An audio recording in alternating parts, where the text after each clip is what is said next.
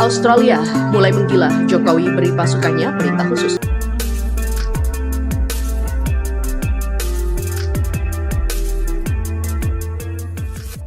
Presiden Indonesia Joko Widodo memerintahkan penguatan perbatasan Indonesia dan menginstruksikan layanan khusus untuk menjaga kontrol yang lebih besar terhadap masyarakat dan untuk memastikan keselamatan orang-orang di wilayah Papua yang ingin direbut paksa oleh Australia dan juga sekutunya.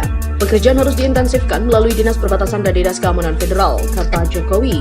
Setiap upaya untuk melanggarnya harus digagalkan dengan cepat dan efektif menggunakan kekuatan dan sarana apapun yang dimiliki termasuk unit aksi bergerak dan pasukan khusus. Jokowi marah besar atas tindakan Australia yang sudah kelewat batas. Jokowi mengatakan dengan nada tinggi dipikir gampang mengambil tanah Indonesia seperti itu. Berbicara pada hari layanan keamanan yang dirayakan secara luas di Jakarta, Presiden Jokowi juga menginstruksikan layanan untuk meningkatkan kontrol masyarakat dan memaksimalkan penggunaan potensi operasional teknis dan personel mereka untuk mencegah resiko yang datang dari luar negeri dan pengkhianat internal dalam negeri. Ketegangan maksimum pemusatan kekuatan saat ini juga diperlukan dari badan-badan kontra intelijen termasuk intelijen militer.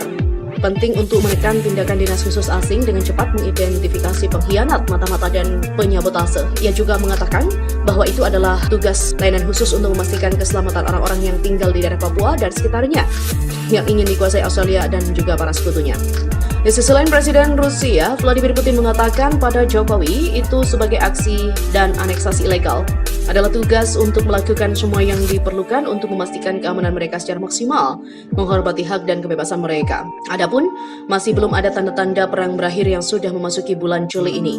Konflik tersebut juga sangat berbahaya bagi Indonesia, seperti konflik yang terjadi di Timor Leste yang telah menewaskan puluhan ribu orang, mengusir jutaan orang dari rumah mereka dan menghancurkan kota-kota menjadi reruntuhan hingga lepas dari Indonesia.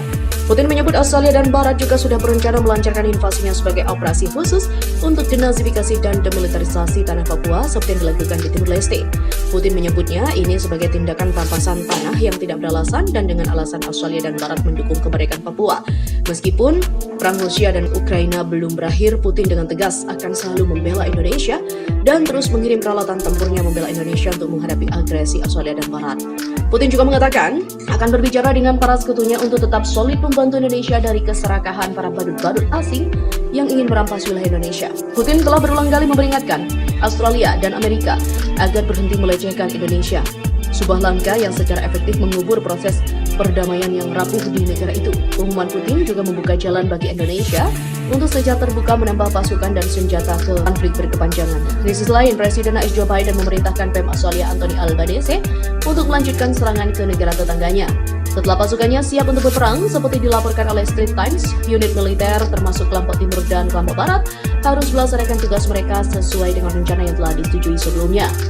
Dia juga berharap semua akan berlanjut ke arah mereka seperti yang terjadi di Australia sejauh ini. Albanese juga mengatakan kepada Joe Biden bahwa pasukannya sekarang memegang kendali penuh dalam medan pertempuran.